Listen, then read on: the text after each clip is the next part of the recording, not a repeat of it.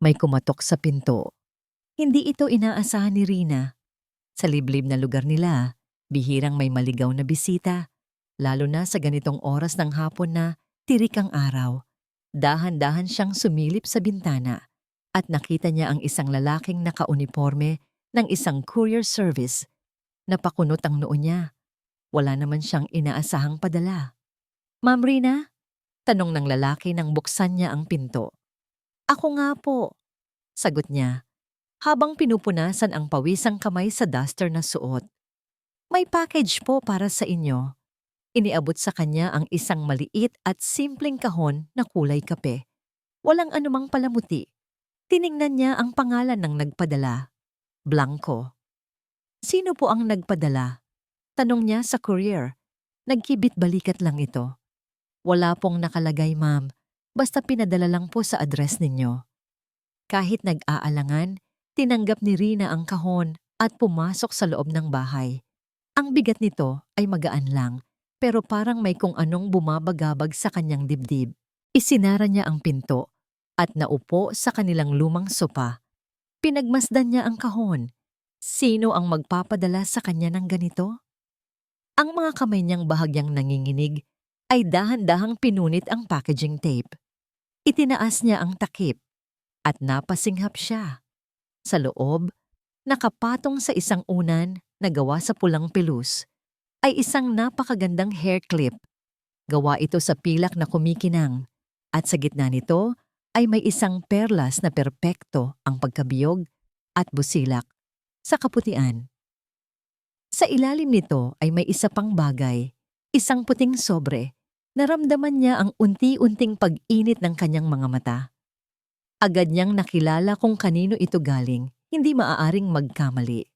Si Elmer, ang asawa niya. Ito na siguro ang sorpresa na sinasabi nito sa huli nilang pag-uusap. Naalala niya ang pixelated na mukha ni Elmer sa screen ng kanyang cellphone kagabi.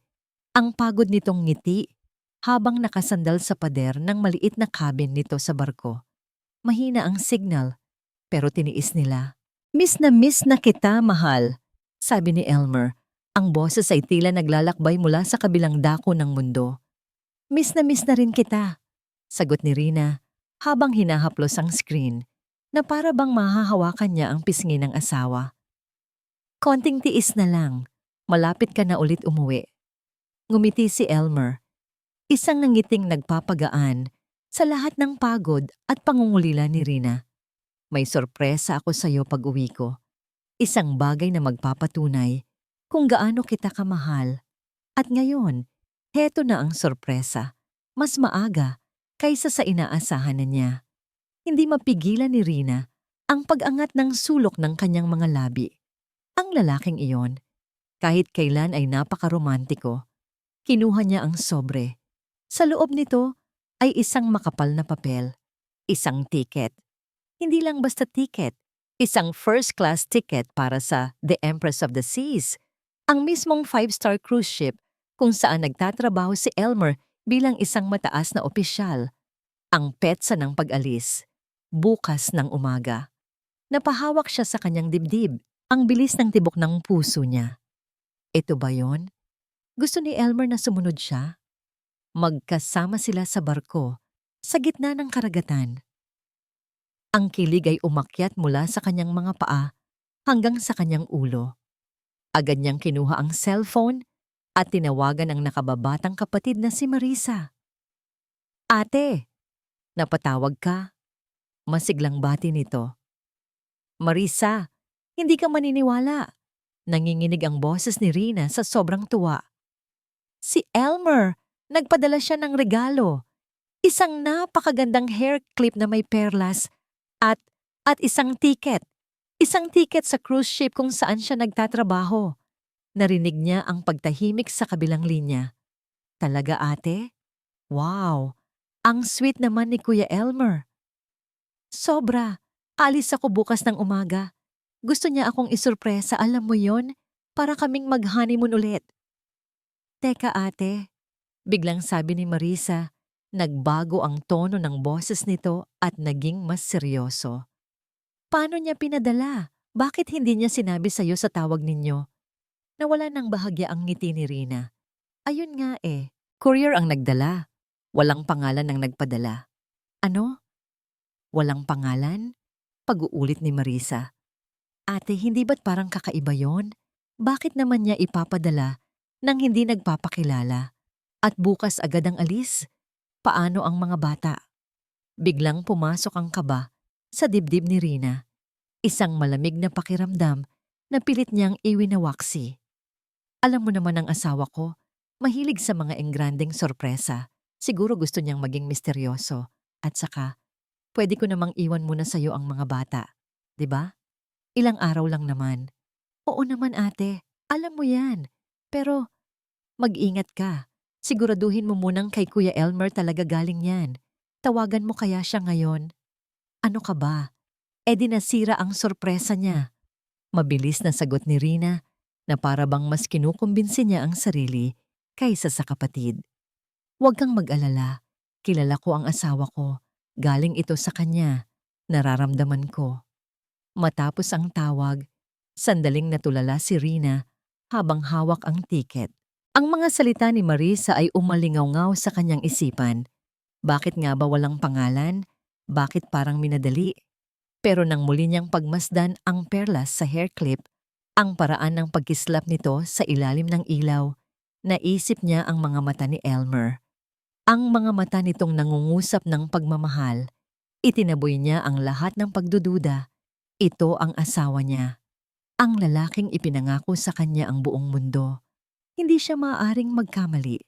Buong hapon, abala si Rina sa pag-aayos. Inihanda niya ang mga damit ng mga anak at dinala ang mga ito sa bahay ni Marisa na kahit may pag-aalala sa muka ay tinanggap pa rin sila ng buong puso. Pagka-uwi sa sariling bahay, binuksan niya ang kanyang aparador. Inilabas niya ang pinakamaganda niyang bestida, isang simpleng puting bestida na isinuot niya noong huling anibersaryo nila. Hinaplos niya ang malambot na tela. Ito ang isusuot niya. Gusto niyang maging pinakamagandang babae sa paningin ni Elmer kapag nagkita sila. Habang nag-iimpake, ang puso niya ay puno ng mga pangarap. Naiisip niya ang magiging reaksyon ni Elmer. Ang gulat sa mukha nito na masusundan ng isang malawak na ngiti. Ang mga yakap at halik na matagal na niyang pinanabikan. Maglalakad sila sa deck ng barko habang hawak ang kamay ng isa't isa sa ilalim ng mga bituin na malayo sa lahat ng problema. Ang pagod at pangungulila ng maraming buwan ay tila naglaho, napalitan ng purong pananabik. Kinaumagahan, maaga siyang umalis. Habang nasa loob ng bus papuntang daungan, hindi niya maalis ang tingin sa labas ng bintana. Ngunit hindi ang mga tanawin ang nakikita niya, kundi ang imahe ng masayang mukha ni Elmer. Pagdating niya sa daungan, halos mapanganga siya. Sa kanyang harapan ay nakatayo ang The Empress of the Seas. Hindi ito isang barko. Isa itong naglalakihang palasyo na lumulutang sa tubig. Puti at makintab, mas mataas pa sa mga gusali sa paligid. Ang dami ng tao, mga dayuhang mayayaman na hila-hila ang kanilang mga mamahaling maleta. Naramdaman ni Rina ang pagiging maliit. Para siyang isang langgam na napadpad sa mundo ng mga higante. Saglit siyang natakot. Paano kung hindi siya nababagay dito? Pero hinigpitan niya ang hawak sa kanyang bag. Sa loob ng dambuhalang barkong iyon ay naghihintay ang kanyang asawa, ang kanyang mundo, ang kanyang tahanan. Huminga siya ng malalim, tinipon ang lahat ng lakas ng loob at nagsimulang maglakad papunta sa entrance. Dala-dala ang tiket na nagbigay sa kanya ng pag-asa. Nang makalampas siya sa inspeksyon at tuluyan ng makatapak sa pasilyo papasok sa barko, isang ngiti ang sumilay sa kanyang mga labi. Ang lahat ng pagdududa ay nawala na.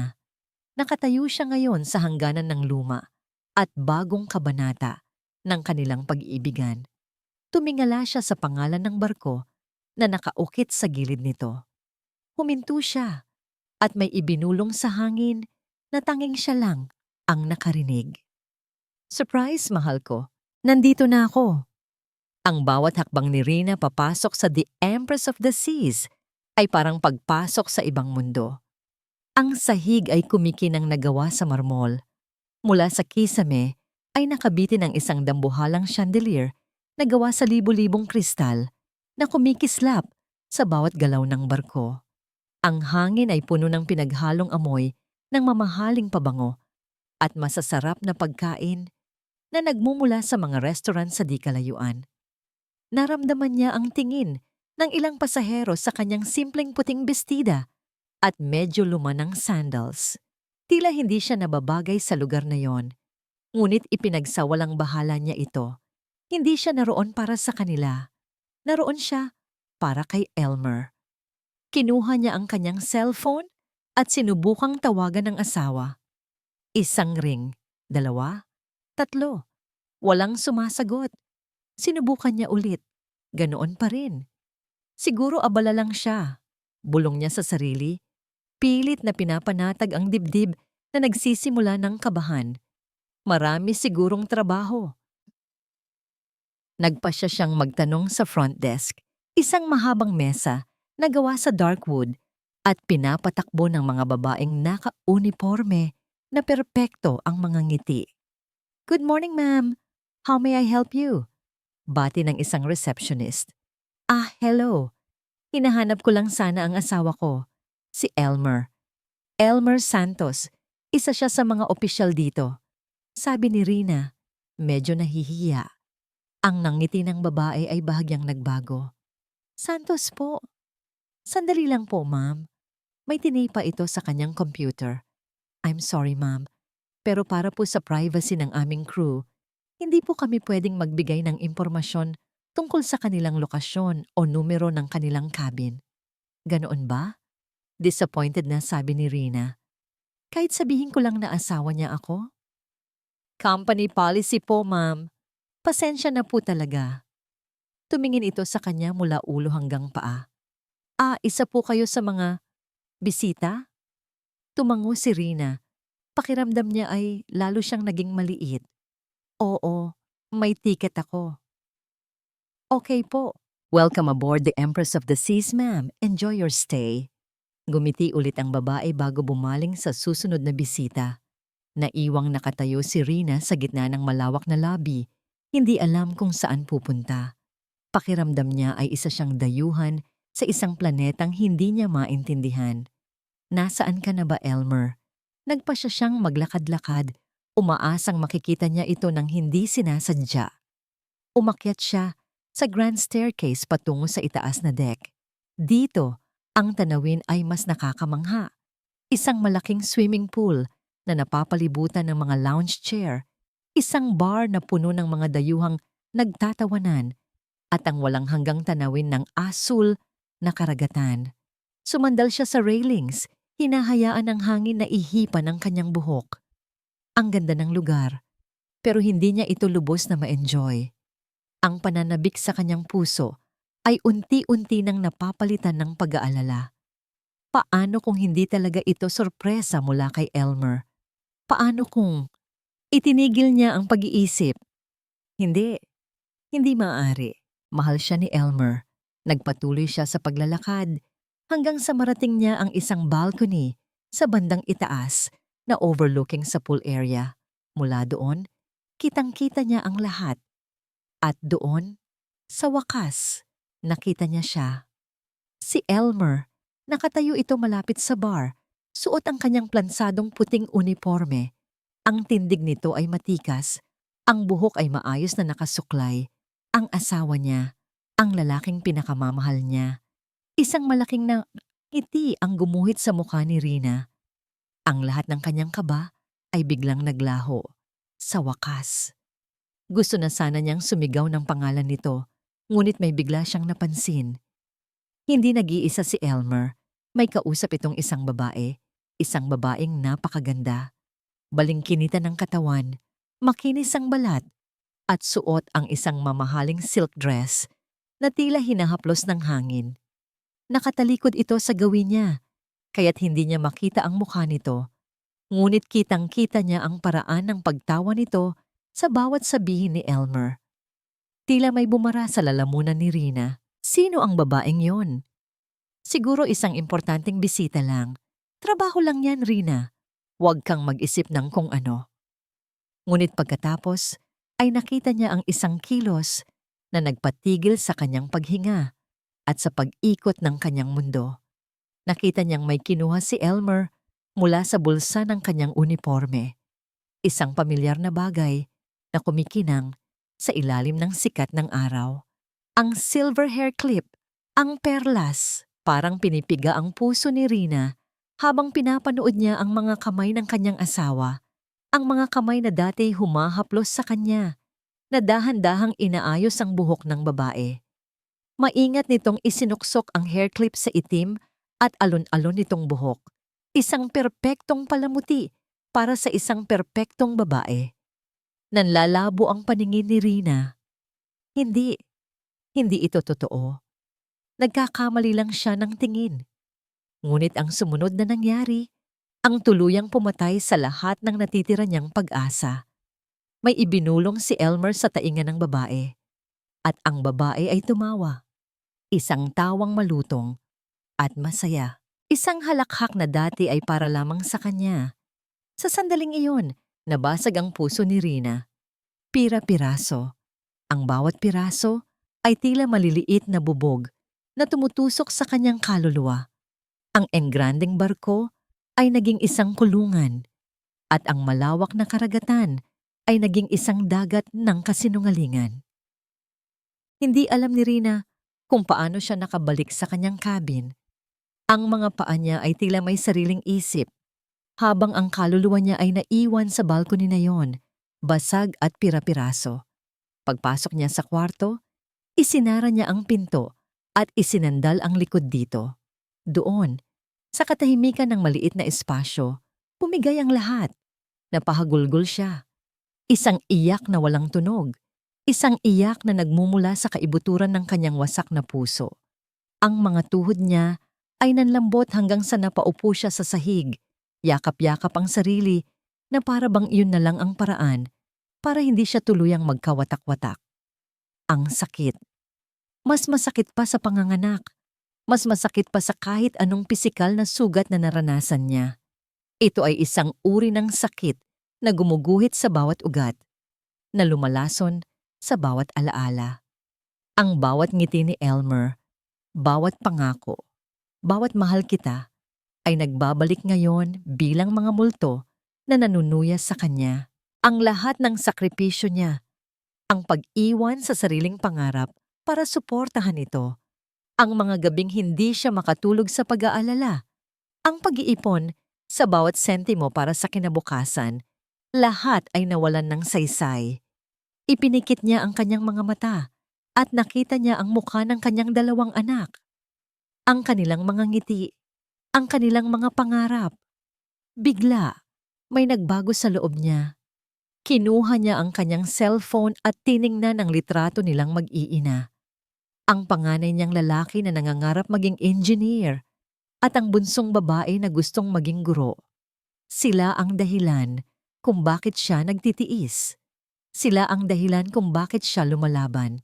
At si Elmer, ang kanilang ama, ay ninanakaw ang kinabukasan na yon para sa isang babae. Para sa isang mamahaling hair clip. Ang mga luha ni Rina ay tumigil sa pag-agos.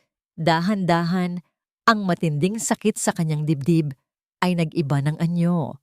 Nagiging solid, nagiging matigas, nagiging malamig. Hindi na ito lungkot, galit na. Isang galit na hindi pa niya naramdaman sa buong buhay niya. Isang galit na nagbigay sa kanya ng kakaibang linaw ng isip. Ano ang gagawin niya? Uuwi na lang ba siya? Hahayaan na lang ba niya silang magpakasaya habang siya ay umiiyak sa isang sulok?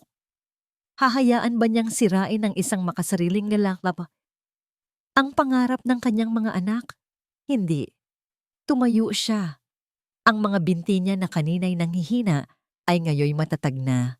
Tumingin siya sa salamin at nakita ang isang babaeng hindi niya kilala.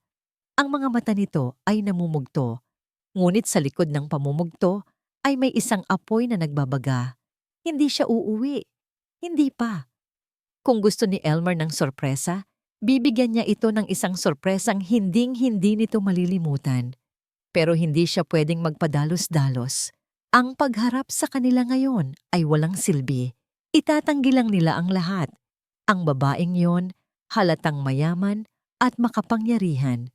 Siya lang ay isang simpleng asawa mula sa probinsya. Walang sino man ang maniniwala sa kanya. Kailangan niya ng ebidensya. Ebidensya na hindi nila maitatanggi. Doon, sa harap ng salamin, isinilang ang isang bagong Rina. Hindi na siya ang martir na asawa. Siya na ngayon ang kalaban. Siya ang espiya. Nagbago siya ng plano.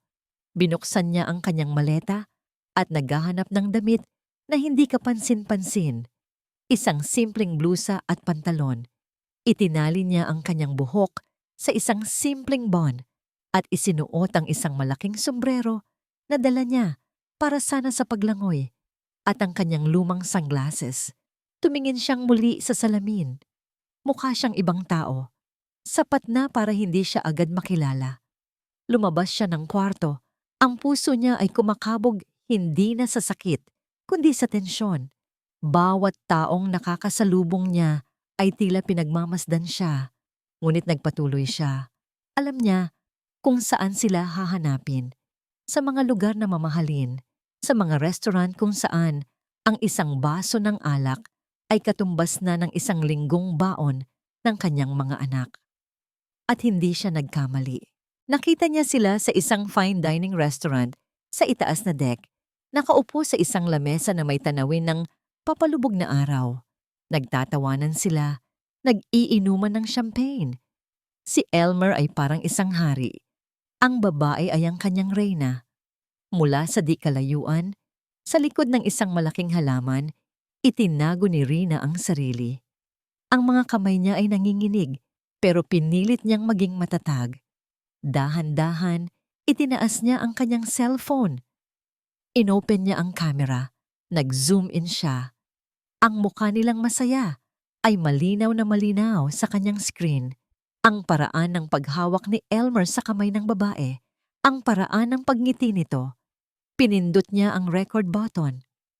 Habang kinukunan niya ang kanilang pagtataksil, isang pamilyar na tunog ang biglang bumasag sa katahimikan ng kanyang pagtatago. Ang ringtone ng kanyang cellphone. Nataranta siya. Mabilis niyang tiningnan ang screen para i-silent ito. Ngunit bago niya ito magawa, nakita niya ang pangalan na tumatawag. Mahal ko, si Elmer. Tinatawagan siya ni Elmer. Ang ingay ng ringtone, kahit saglit lang, ay sapat na para makuha ang atensyon ng ilang tao sa malapit. At sa lamesa nila, nakita ni Rina na kapwa na pahinto si Elmer at ang babae. Tumingin sila sa paligid, hinahanap kung saan nanggaling ang tunog.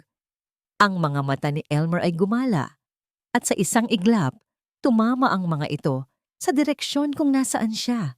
Nataranta si Rina. Ang buong katawanan niya ay nanigas. Sa isang iglap, tila huminto ang pagtibok ng kanyang puso. Sa kabilang banda ng halamanan, napakunot ang noo ni Elmer. Inilibot niya ang kanyang tingin, tila inis na may gumambala sa kanilang sandali. Nakita ni Rina kung paano iwinagayway ng babae ang kamay nito sa harap ng mukha ni Elmer na para bang sinasabing, "Huwag mo nang pansinin yon." Mabilis pa sa kidlat, pinindot ni Rina ang silent button at ipinasok ang cellphone sa kanyang bulsa. Yumuko siya. Nagtago sa likod ng isang malaking haliging pandekorasyon. Ang puso niya ay dumadagundong sa kanyang dibdib na halos hindi na siya makahinga. Narinig niya ang boses ni Elmer. Wala yon. Kung sino man yon. As I was saying. At nagpatuloy na ito sa kung ano man ang kanilang pinag-uusapan. Nakahinga ng maluwag si Rina, ngunit ang takot ay nanatili. Para siyang magnanakaw na gumagapang sa dilim. Dahan-dahan at walang ingay, umatras siya palayo sa lugar na yon. Ang bawat hakbang niya palayo ay parang 1 kilometro ang layo. Ang bawat anino ay tila isang panganib. Pagdating niya sa kanyang cabin, nilock niya agad ang pinto. Isinandal niya ang kanyang noo sa malamig na kahoy, nanginginig pa rin. Ang muntik na pagkahuli sa kanya ay nagbigay sa kanya ng isang malinaw na aral.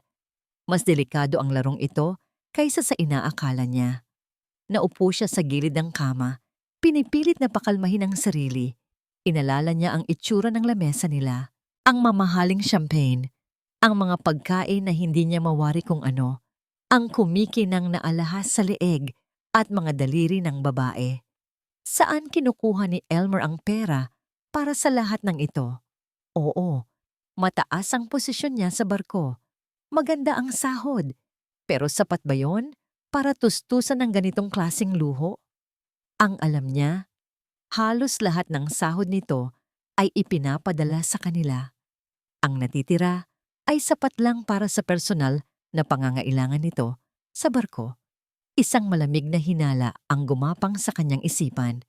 Isang hinala na mas masakit pa kaysa sa una. Nanginginig ang mga kamay niya habang kinukuha muli ang cellphone. Hindi na niya ito binuksan para tingnan ang mga video na nakuha niya. Sa halip, binuksan niya ang banking app nila. Ito ang joint savings account nila. Ang lahat ng perang pinaghirapan ni Elmer sa dagat at lahat ng kakarampot na kinikita ni Rina sa pagtitinda ng kung ano-ano ay dito napupunta. Ito ang pondo para sa pag-aaral ng kanilang mga anak. Ang sagradong pondo na pinagkasunduan nilang hindi gagalawin hanggat hindi para sa kinabukasan ng mga bata. Nang mag-load ang balance, napasinghap siya, nababawasan. Hindi lang basta nababawasan, malaki ang bawas.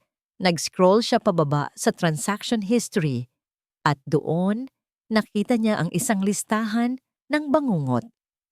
Withdrawal, 20,000 3 weeks ago. Withdrawal, 15,000 1 week ago. Withdrawal pa 30,000 3 days ago. Sunod-sunod. Walang patid. Mga halagang hindi biror.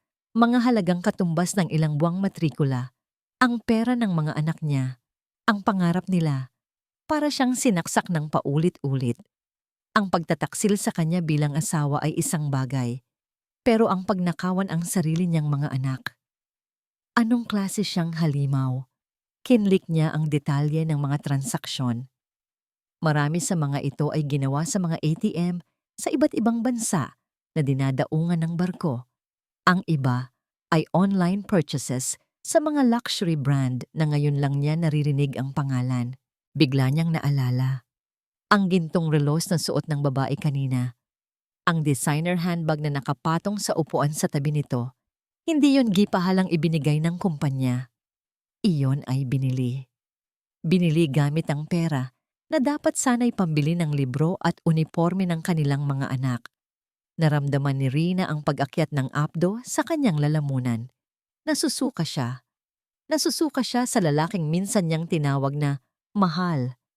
Hindi na ito simpleng affair. Ito ay pagnanakaw. Ito ay panloloko sa pinakamabigat na paraan.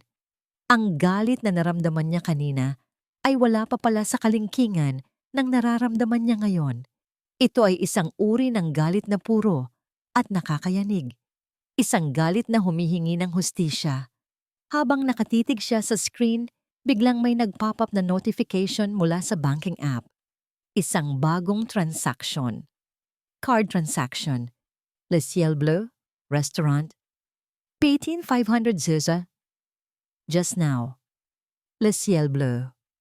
Iyon ang pangalan ng restaurant kung nasaan sila kanina. Kadarating lang ng bill nila at binayaran ito ni Elmer gamit ang dugo at pawis na inilaan niya para sa kinabukasan ng kanilang pamilya para ipang-impress sa isang babaeng hindi niya kilala. Napayukom ang kamao ni Rina. Sobrang higpit na ang mga kuko niya ay bumaon sa kanyang palad. Hindi na siya iiyak. Tapos na ang panahon ng pag-iyak. Tiningnan niya ang video na nakuha niya kanina. Malabo, nanginginig, hindi sapat. Kailangan niya ng mas malinaw, mas malapit, mas matibay. Kailangan niyang malaman kung sino ang babaeng yon. At kailangan niyang ipakita sa buong mundo kung paano nilustay ni Elmer ang pangarap ng sarili nitong mga anak para sa ilang sandali ng kasinungalingan. Ang barkong ito ay hindi na isang lugar ng bakasyon. Ito na ngayon ang kanyang hunting ground.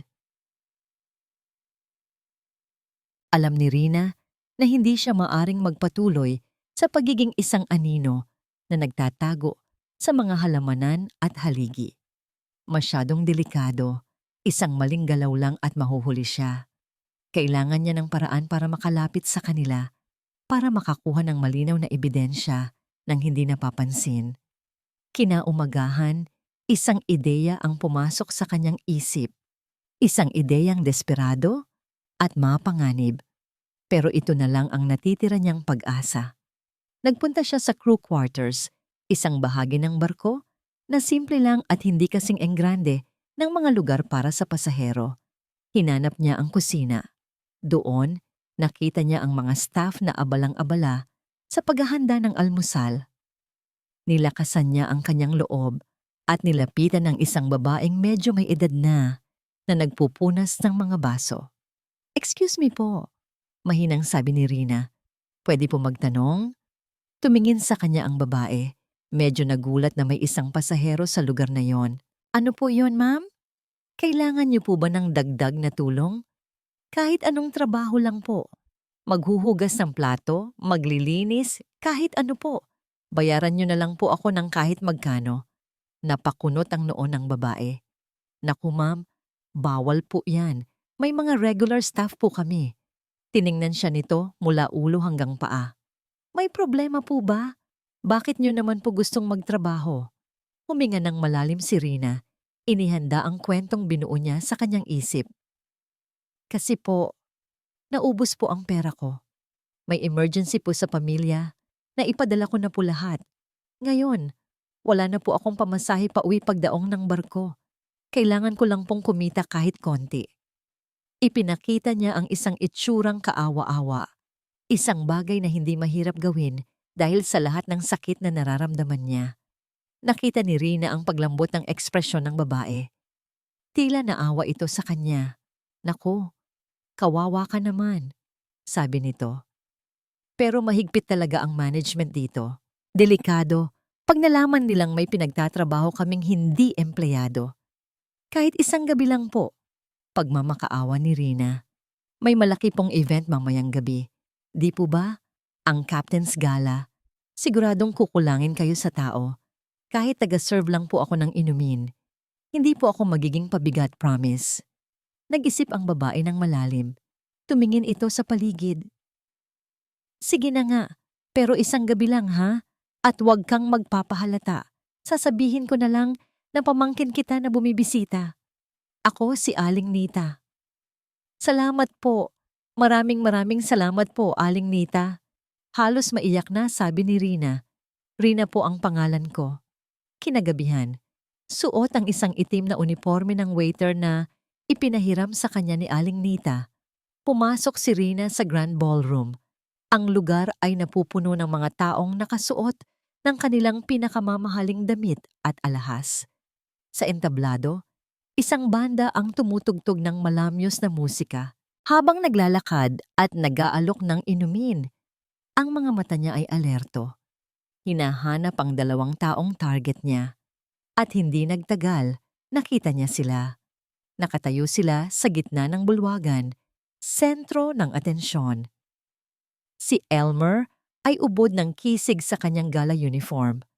Ang babae naman ay nakasuot ng isang kumikinang na pulang gown na tila isang bituin sa pelikula. Ang silver hair clip na may perlas ay nakasuksok pa rin sa buhok nito, isang kumikinang na paalala ng kanilang pagtataksil. Kumuha si Rina ng isang tray ng champagne at dahan-dahang lumapit sa direksyon nila. Ang puso niya ay kumakabog ng malakas. Ito na. Habang papalapit, narinig niya ang usapan ng mga taong nakapaligid sa kanila. "She's so beautiful," sabi ng isang babaeng dayuhan, tumutukoy sa kasama ni Elmer. "Of course, she's the daughter of the owner." Napatigil si Rina. Tama ba ang narinig niya? "Yes," sagot ng kausap nito. "She's Isabel, the only daughter of Mr. Velasco, the CEO of the entire cruise line. She rarely joins the cruises, so it's an honor to have her." Parang binuhusan ng nagyayalong tubig si Rina. Ang mga binti niya ay tila napako sa sahig. Isabel, ang anak ng may-ari, ang babaeng kalaguyo ng asawa niya, ay hindi lang isang ordinaryong mayaman na pasahero. Siya ang prinsesa ng buong kahariang ito. Ngayon, naintindihan na niya ang lahat. Ang kumpiyansa ni Elmer, ang pagiging maluho, ang kawalan ng takot. Hindi lang ito isang simpleng affair. Para kay Elmer, ito ay isang investment, isang shortcut papunta sa tuktok. Ang pangarap niya ay hindi lang maging mayaman. Ang pangarap niya ay maging parte ng pamilyang nagmamay-ari ng lahat ng ito. Naramdaman ni Rina ang pagkawala ng lahat ng lakas sa kanyang katawan. Paano siya lalaban? Paano siya lalaban sa isang babaeng hawak sa palad ang kapalaran ng asawa niya at marahil pati na rin ng libo-libong empleyado? Ang kalaban niya ay hindi lang isang babae. Ang kalaban niya ay isang buong imperyo. Sa sobrang pagkatulala, hindi niya namalayan na nabitawan niya ang hawak na tray. Crash! Ang tunog ng nababasag na mga baso ng champagne ay umalingaw-ngaw sa buong bulwagan. Ang musika ay tumigil. Lahat ng mata ay napabaling sa kanya, kasama na ang mga mata ni Elmer at ni Isabel. Sa ilalim ng matinding liwanag ng ballroom, sa gitna ng katahimikan, nagtama ang kanilang mga paningin. Hindi na siya nakatago sa likod ng sombrero o salamin. Kitang-kita siya. Ang mukha ni Elmer ay biglang namutla na parang papel. Ang pagkagulat, takot, at di paniniwala ay gumuhit sa kanyang mukha. Nakita ni Rina ang paggalaw ng kanyang mga labi. Bumubuo ng isang salitang walang tunog. Rina? Ang katahimikan sa bulwagan ay parang isang makapal na kumot na bumalot sa lahat. Bawat segundo ay tila isang oras. Ang mga mata ni Elmer ay nanlalaki pa rin sa pagkagulat. Ang bibig ay bahagyang nakabuka. Para siyang nakakita ng multo. Isang supervisor ang mabilis na lumapit kay Rina. "Ano bang ginagawa mo? Tumayo ka dyan!" Galit na bulong nito habang tinutulungan siyang pulutin ang mga bubog. Pero si Rina ay hindi makagalaw. Ang mga mata niya ay nakatutok pa rin kay Elmer. Hinihintay kung anong susunod niyang gagawin. Aaminin ba niya? Ipaglalaban ba niya siya? O ang ngiti sa mukha ni Isabel ay hindi nawala. Ngunit nag-iba ito. Hindi na ito masaya. Ito ay naging isang nangiting mapanuri. Tila isang pusang nakahanap ng isang kawawang daga na paglalaruan. Dahan-dahan, bumaling ito kay Elmer. "Who is she, Elmer?" tanong ni Isabel. Ang boses ay malambing, ngunit may bahid ng yelo. "Do you know her?" Nakita ni Rina ang paglunok ni Elmer. Ang pamumutla sa mukha nito ay napalitan ng pamumula. Pawis ang nagsimulang mamuo sa kanyang noo. I don't know her." Mabilis na sagot ni Elmer, umiiwas ng tingin kay Rina. "She's just one of the staff, probably new and clumsy." Ang mga salitang iyon ay tumama kay Rina na parang isang malakas na sampal. Mas masakit pa sa sampal. Parang isang punyal na ibinaon sa kanyang dibdib at inikot-ikot. "I don't know her." Pinagkaila siya. Sa harap ng lahat. Sa harap ng babaeng ipinalit sa kanya. "Okay, get her out of here," utos ng supervisor, at halos kaladkarin na siya nito palayo sa eksena.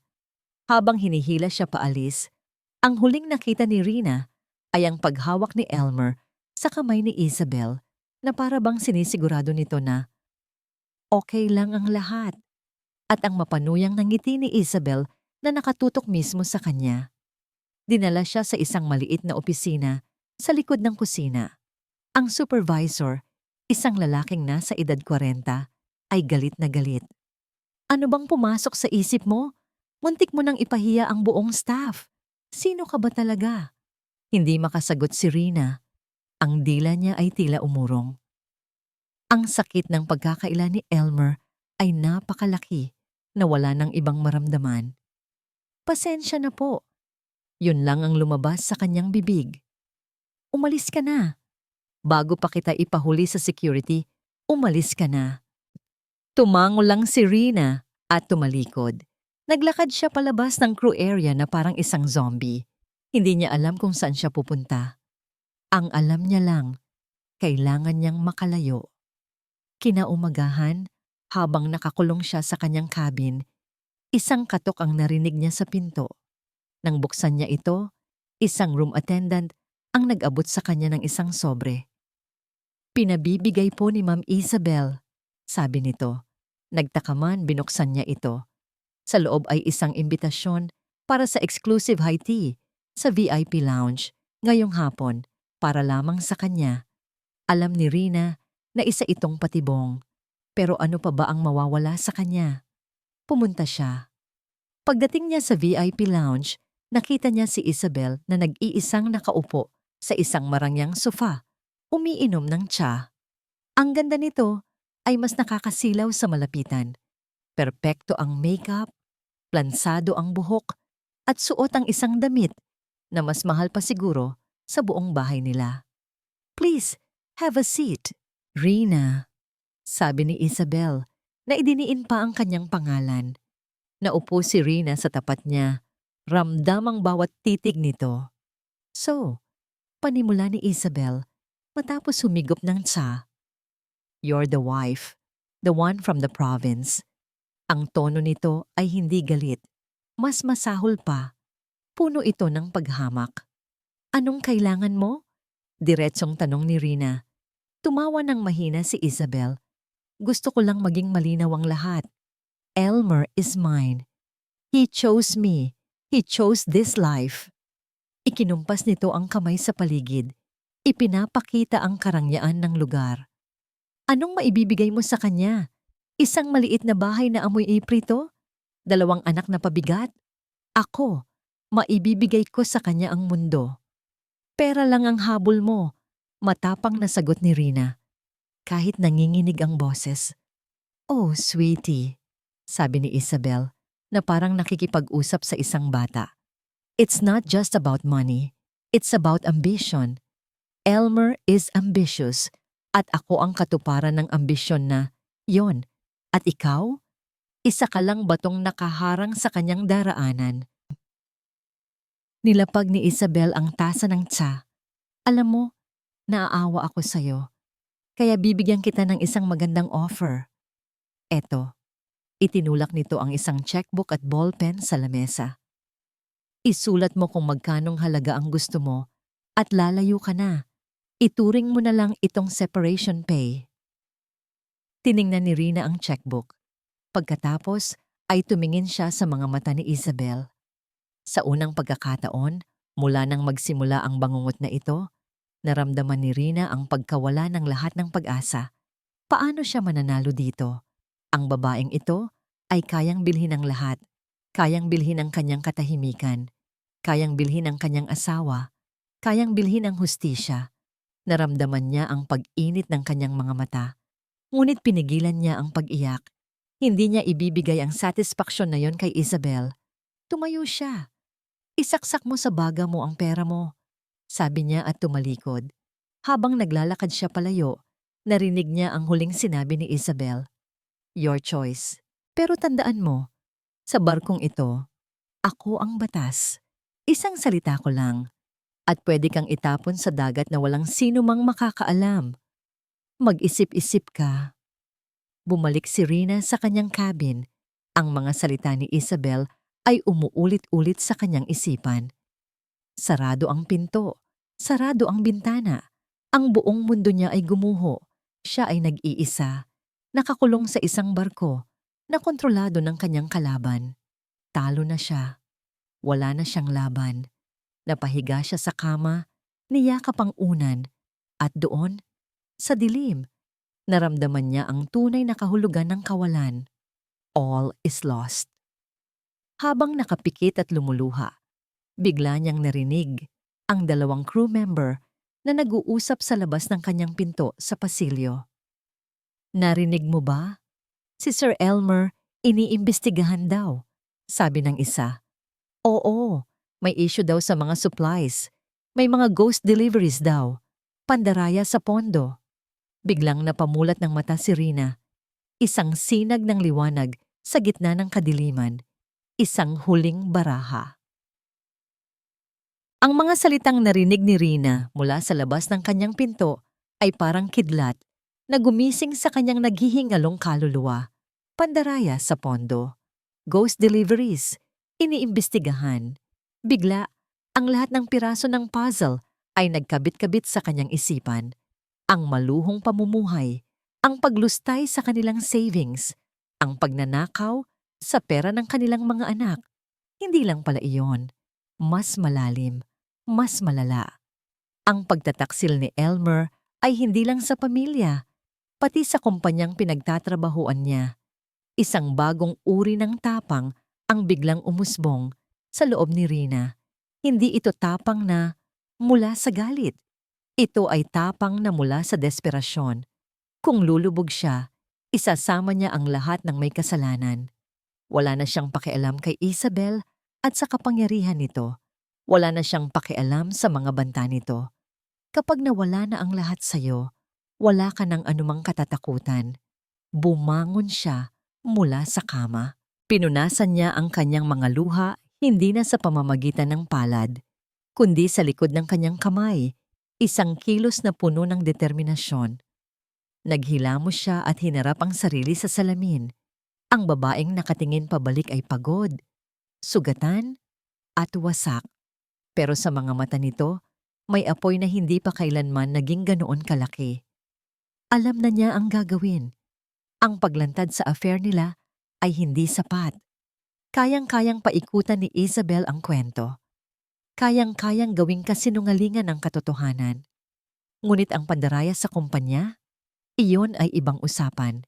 Iyon ay isang krimen na kahit ang anak ng may-ari ay hindi basta-bastang matatakpan, lalo na kung malalaman ito ng board of directors. Ito ang kanyang huling baraha at kailangan niya itong laruin ng tama. Kinuha niya ang kanyang cellphone. Kailangan niya ng mas matibay na koneksyon sa internet. Ang libreng wifi sa barko ay mabagal at hindi maaasahan. Kailangan niya ng isang bagay na mabilis at stable para sa plano niya. Lumabas siya ng kwarto at nagpunta sa front desk, sa mismong lugar kung saan una siyang napahiya. Ngayon, ang kanyang tindig ay iba na. Hindi na siya ang babaeng taga-probinsya na nahihiya. Naglakad siya ng may bigat at layunin. Gusto kong mag-avail ng premium high-speed internet package ninyo, sabi niya sa receptionist. Ang boses ay kalmado at matatag. Kinuha niya mula sa kanyang pitaka ang natitirang pera niya. Ang perang dapat sana ay para sa pasalubong sa kanyang mga anak. Walang pag-aalinlangan, ibinayad niya ang lahat. Ito ay isang sugal. All in. Pagbalik sa kanyang cabin, sinimulan na niya ang paghahanda. Una, tinext niya ang kapatid na si Marisa. Marisa, may emergency. Kailangan ko ng tulong mo.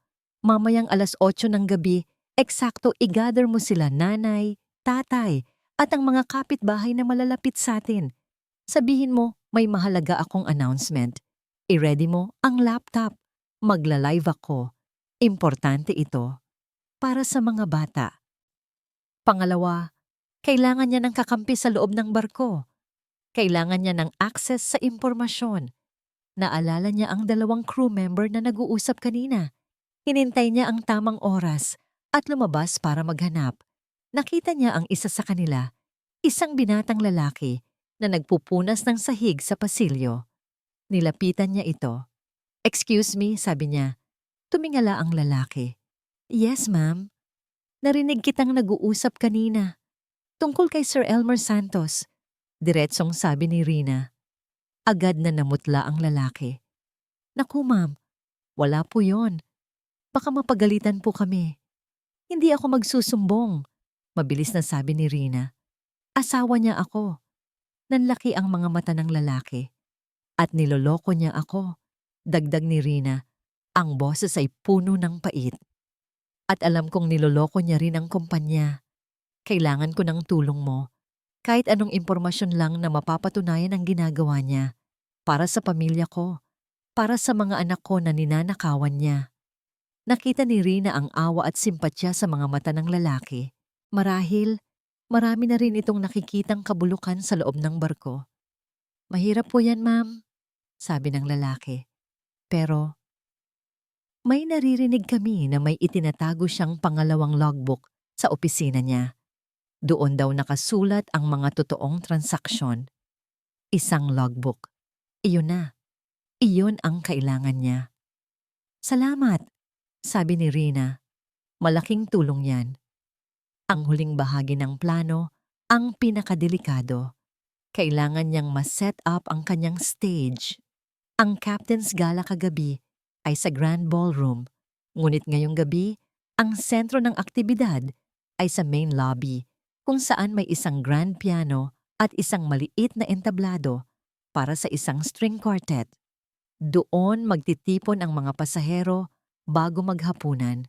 Doon din siguradong magpapakitang gilas si Elmer at Isabel. Gamit ang kanyang access bilang pasahero, pumasok si Rina sa lobby habang kakaunti pa ang tao. Naghahanap siya ng perpektong pwesto, isang malaking ornamental plant sa isang sulok na may magandang anggulo sa entablado at sa grand staircase kung saan siguradong bababa ang power couple. Maingat at tinitiyak na walang nakatingin, inilagay niya ang kanyang cellphone sa pagitan ng mga dahon ng halaman, nakaprop up gamit ang isang maliit na bato mula sa paso. Inadjust niya ang anggulo. Perpekto. Tiningnan niya ang oras. 7:45 p.m. Bumalik siya sa kanyang pwesto sa kabilang dulo ng lobby kung saan hindi siya agad makikita. Binuksan niya ang kanyang social media app. Hinanda ang live stream. Ang puso niya ay kumakarera. Ang mga kamay niya ay pinagpapawisan. Ito na ang katapusan. Manalo o matalo. Pinindot niya ang Go Live button. Nakita niya sa screen ang isa pa niyang lumang telepono na nagsimula nang pumasok ang mga manonood. Si Marisa at marahil ang ilan sa kanilang mga kapitbahay. Huminga siya ng malalim. Lumakad siya mula sa dilim, humarap sa nakatagong kamera at nagsimulang magsalita. Ang boses ay nanginginig, ngunit malinaw. "Magandang gabi sa inyong lahat, lalo na sa mga kapitbahay at kaibigan ko sa ating baryo. Ako po si Rina Santos. At ito po ang kwento ng asawa kong si Elmer at ang presyo ng kanyang mga pangarap." Ang lobby ay unti-unti nang napuno ng mga tao. Ang marahan na tunog ng violin ay nagsimulang tumugtog. Ang lahat ay abala sa pagkukwentuhan. Hawak ang kani-kanilang baso ng alak. Walang sino man ang nakapansin sa isang cellphone na tahimik na nag-broadcast mula sa isang sulok o sa isang babaeng nakatayo sa dilim, na ang puso ay dumadagundong na parang tambol sa digmaan. Sa screen ng kanyang pangalawang telepono, nakita ni Rina ang mga komento na nagsisimulang pumasok. "Rina, anong nangyayari? Nasaan ka, Day? Si Elmer? Anong meron?" Hindi niya pinansin ang mga iyon. Ang mga mata niya ay nakatutok sa grand staircase. Hinihintay niya ang pagdating ng mga bida ng gabi. At hindi nga siya nabigo. Unang bumaba si Elmer. Suot ang kanyang puting-puting uniforme. Ang postura ay puno ng arogansya. Ang bawat hakbang niya ay tila nagsasabing, "Ako ang hari dito." Sumunod sa kanya si Isabel, na parang isang diyosa sa kanyang eleganteng itim na gown. Nakakapit ang braso nito kay Elmer. Sila ang perpektong larawan ng kapangyarihan at kasinungalingan. Nagpalakpakan ang ilang mga bisita na nakakakilala sa kanila. Ngumiti sila at kumaway. Tinatanggap ang pagsamba ng mga tao. Ito na ang hudyat. Ang lalaking nakikita ninyo, pagpapatuloy ni Rina sa kanyang livestream, ang boses ay matatatag na ngayon, ay si Elmer Santos, ang mapagmahal kong asawa, ang tatay ng aking mga anak, ang lalaking sinuportahan ko sa lahat ng kanyang pangarap. Habang nagsasalita siya, sinimulan niyang ipakita ang mga ebidensya sa kamera ng telepono. "Ito," sabi niya. Ipinakita ang isang printout ng kanilang bank statement na ipinadala sa kanya ni Marisa sa email. "Ang bank account na pinag-ipunan namin para sa pag-aaral ng aming mga anak. At ito, ang mga perang withdraw niya, linggo-linggo, para ipambili ng mga luho. Sunod niyang ipinakita ang mga litrato at maikling video na kuha niya. Malabo, pero sapat na para makita ang paglalambingan ni Elmer at Isabel. Ito ang babaeng pinaglalaanan niya ng pera ng ating pamilya, sabi ni Rina. Sa lobby, nagsimulang mapansin ng mga tao ang isang boses na nanggagaling sa kung saan. Nagsimula silang lumingon-lingon. Maging si Elmer at Isabel ay napahinto. Nagtataka. Ngayon, ang pinakamalaking pasabog. Pero hindi lang pamilya natin ang ninanakawan niya. Sabi ni Rina, ang boses ay tumataas. Pati ang kumpanyang nagtiwala sa kanya. Naglakad siya papalabas mula sa kanyang pinagtataguan. Ang lahat ng mata ay napunta sa kanya. Ang musika ay huminto. Ang mga bulungan ay kumalat na parang apoy. Si Elmer ay natigilan. Ang mukha niya ay nagpakita ng parehong pagkagulat tulad ng kagabi. Ngunit ngayon, may kasama na itong purong takot. Rina, anong ginagawa mo dito? Sigaw niya. Isabel! Sigaw ni Rina. Hindi pinapansin si Elmer at direktang tinitingnan ng babae. Ang anak ng may-ari. Akala mo ba matatakot mo ako sa pera mo? Akala mo ba mabibili mo ang pananahimik ko? Security! Get this crazy woman out of here! Utos ni Isabel. Ang kanyang mukha ay hindi nakalmado, puno na ng galit. Pero huli na ang lahat. May pandaraya sa kumpanya ninyo. Malakas na sigaw ni Rina para marinig ng lahat. At si Elmer Santos ang gumagawa nito. Mayroon siyang pangalawang logbook kung saan nakatala ang lahat ng kanyang ghost deliveries at pagnanakaw. Ang salitang pandaraya ay umalingaw-ngaw sa buong lobby. Ang mga bisita ay nagsimulang mag-video gamit ang kanilang mga telepono. Ang eskandalo ay live na live, hindi lang sa isang maliit na baryo sa Pilipinas, kundi sa loob mismo ng barko. Biglang, mula sa karamihan, lumitaw ang kapitan ng barko at ilang matataas na opisyal. Ang kanilang mga muka ay seryoso. Malamang, ang balita tungkol sa investigasyon ay kumalat na. At ang sinabi ni Rina ang huling piraso na kailangan nila. Mr. Santos, sabi ng kapitan, ang boses ay malamig at walang emosyon. Sumama ka sa amin sa opisina. Ngayon din. Tumingin si Elmer kay Isabel. Ang mga mata ay nagmamakaawa. Isabel, do something. Tell them. Ngunit si Isabel ay tumingin sa kanya na parang isang basahan. Sa harap ng iskandalo ng pagnanakaw, ang isang simpleng affair ay wala ng kwenta. Ang pangalan ng kanyang pamilya at ng kumpanya ang nakasalalay. Kailangan niyang iligtas ang sarili niya. Lumapit si Isabel kay Elmer. Inaasahan ng lahat na ipagtatanggol niya ito. Pero isang malutong na sampal ang dumapo sa pisngi ni Elmer. Pak! How dare you! Nanlilisik ang mga matang sabi ni Isabel. Ginamit mo ako? Ginamit mo ang pangalan ko para sa marumi mong gawain? Wala kang kwentang lalaki. Tinalikuran niya si Elmer at nagmarcha paalis. Iniwan itong nakatayo doon. Hawak ang namumulang pisngi habang kinukuha ng dalawang security personnel. Ang huling nakita ni Rina sa kanyang asawa ay isang tinging puno ng pagsisisi, takot at pagkalito bago ito tuluyang kinaladkad palayo. Tapos na. Pinatay ni Rina ang live stream. Ang adrenaline na bumuhay sa kanya sa mga huhuling oras ay biglang nawala. Ang lakas na nagpatayo sa kanya ay biglang bumigay.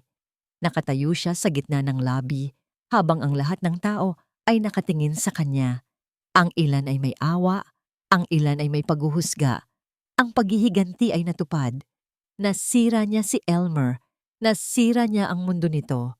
Pero habang nakatayo siya doon, sa gitna ng katahimikan matapos ang bagyo, isang tanong ang pumasok sa kanyang isip. Masaya ba siya?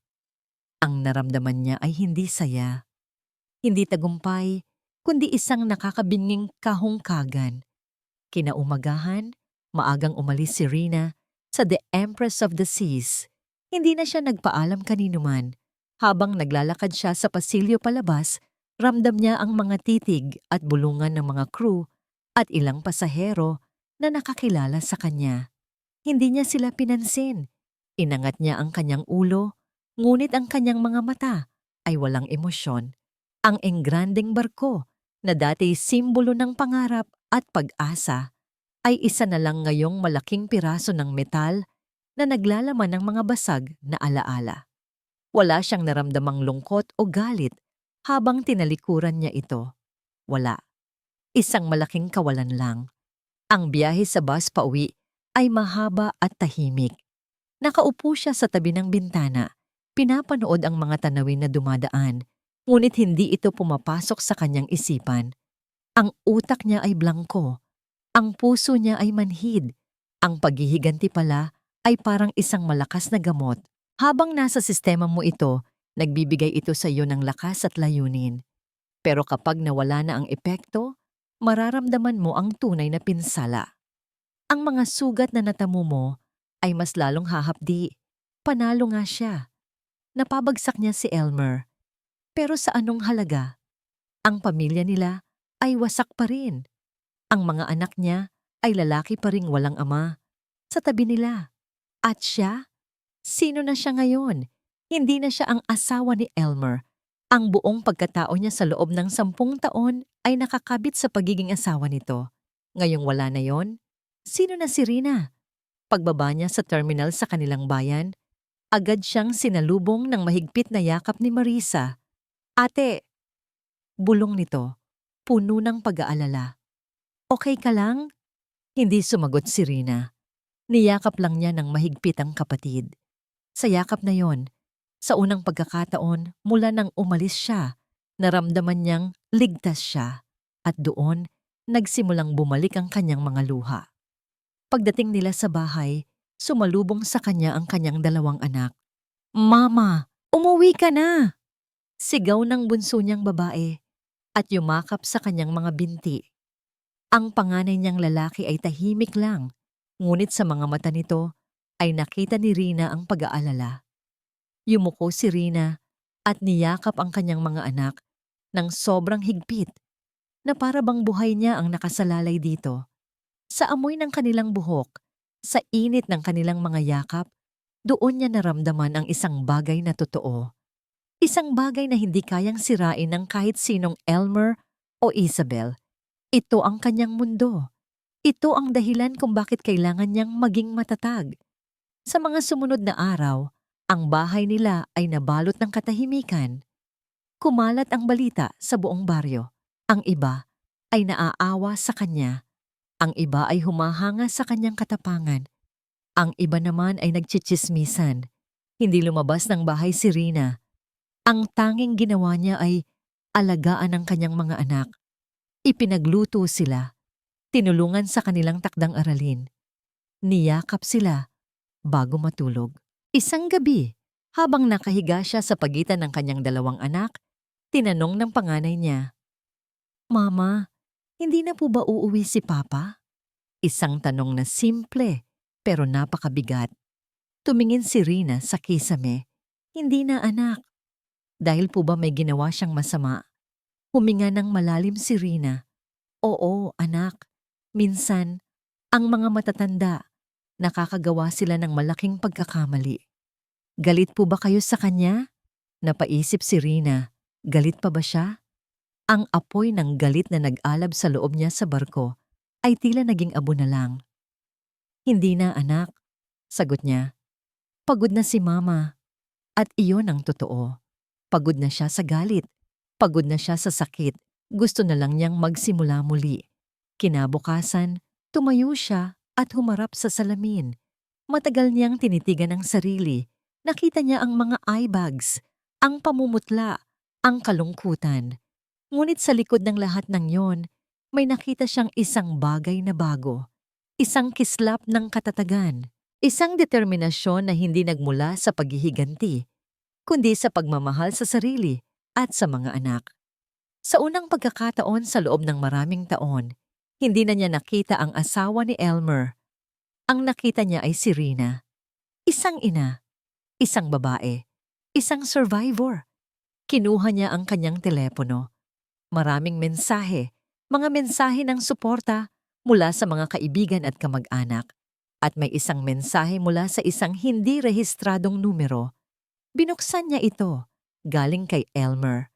Rina, patawad. Alam kong huli na ang lahat. Alam kong wala akong kwenta. Pero sana, balang araw, mapatawad mo ako. Tinitigan ni Rina ang mensahe. Walang galit, walang awa, walang naramdaman. Pinindot niya ang screen at isang option ang lumabas. Delete.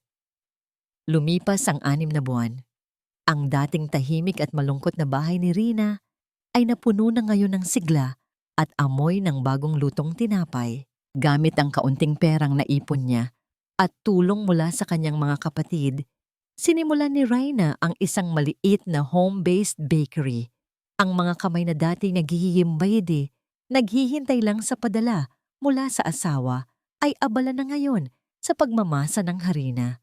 Ang isip na dati puno ng pag-aalala at pangungulila ay abala na ngayon sa pag-iisip ng mga bagong recipe. Naging sikat sa kanilang lugar ang kanyang pandesal de Rina, malambot, masarap, at laging bagong luto. Sa bawat piraso ng tinapay na kanyang ibinebenta, tila isang piraso rin ng kanyang sarili ang kanyang binubuo muli. Isang hapon, habang nagbabantay siya sa kanyang maliit na pwesto sa harap ng bahay, kasama ang kanyang mga anak na masayang naglalaro sa di kalayuan, isang pamilyar na sasakyan ang huminto sa tapat. Bumaba mula rito si Marisa, ang kapatid niya. Ate, kamusta ang benta? Masiglang bati nito. Eto, paubos na. Nakangiting sagot ni Rina. Iba na ang kanyang nangiti ngayon. Hindi na ito pilit. Abot ito hanggang sa kanyang mga mata. Napadaan ka? May dala ako para sa'yo, sabi ni Marisa. At iniabot ang isang sobrang kulay kape. Napakunot ang noo ni Rina. Ano ito? Galing sa lawyer. Dumating na ang final papers. Annulled na kayo. Hinawakan ni Rina ang sobre. Ito na. Ang huling tali na nag-uugnay sa kanya kay Elmer ay formal nang naputol. Walang drama, walang ingay, isang piraso lang ng papel. Salamat, sabi niya sa kapatid. Kamusta ka, ate? Talaga? Tanong ni Marisa. Tinitingnan siya ng diretso sa mata. Tumingin si Rina sa kanyang mga anak na naghahabulan sa damuhan. Ang kanilang mga tawa ay musika sa kanyang pandinig. Tumingin siya sa maliit niyang negosyo, sa mga supot ng tinapay na handa ng i-deliver.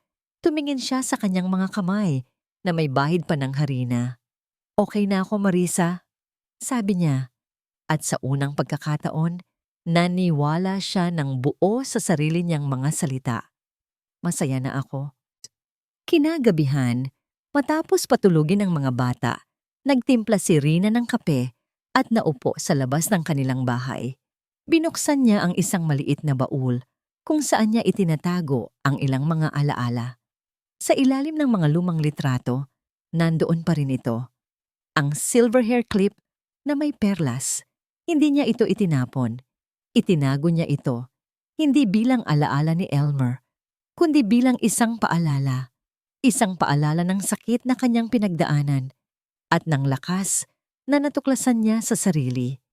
Kinuha niya ito at pinagmasdan. Ang perlas ay kumikinang pa rin sa ilalim ng ilaw ng buwan. Dati, ito ay simbolo ng kasinungalingan at pagtataksil. Pero ngayon, sa kanyang mga kamay, iba na ang kahulugan nito. Ang isang perlas ay nabubuo sa loob ng isang talaba dahil sa isang butil ng buhangin, isang irritant, isang sugat. Sa paglipas ng panahon, binabalutan ng talaba ang sugat na yon ng mga layer ng nacre hanggang sa ito ay maging isang magandang hiyas. Ganoon din siya. Ang sakit na dulot ni Elmer ang naging butil ng buhangin. At sa paglipas ng mga buwan, binalutan niya ang sakit na yon ng katatagan, pagpapatawad sa sarili at pagmamahal hanggang sa siya mismo ay naging isang bagay na mas matibay at mas maganda.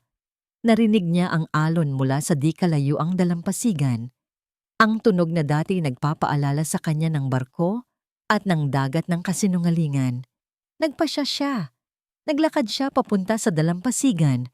Ang mga paa ay lumulubog sa malamig na buhangin. Sa kanyang harapan, ang malawak at madilim na karagatan ay payapa. Hindi na ito nakakatakot. Ito ay simbolo na ngayon ng walang hanggang posibilidad. Huminga siya ng malalim. Tumingin siya sa hair clip sa huling pagkakataon. Paalam, bulong niya. At sa buong lakas, inihagis niya ito sa dagat. Pinanood niya itong lumubog sa tubig hanggang sa tuluyan ng maglaho. Kasabay nito, naramdaman niya ang pagkawala ng huling bigat sa kanyang dibdib. Hindi niya kailangan ng paghihiganti para maging buo. Hindi niya kailangan ng pagpapatawad mula sa iba para maging malaya. Ang kailangan lang niya ay ang sarili niya. Tumalikod siya mula sa dagat at nagsimulang maglakad pabalik sa kanyang bahay, sa kanyang buhay. Sa bawat hakbang, nararamdaman niya ang buhangin sa kanyang mga paa, ang hangin sa kanyang mukha, at ang kapayapaan sa kanyang puso. Siya si Rina, isang ina, isang negosyante, isang babaeng muling natutong magmahal sa sarili. At sa wakas, siya ay tunay na malaya.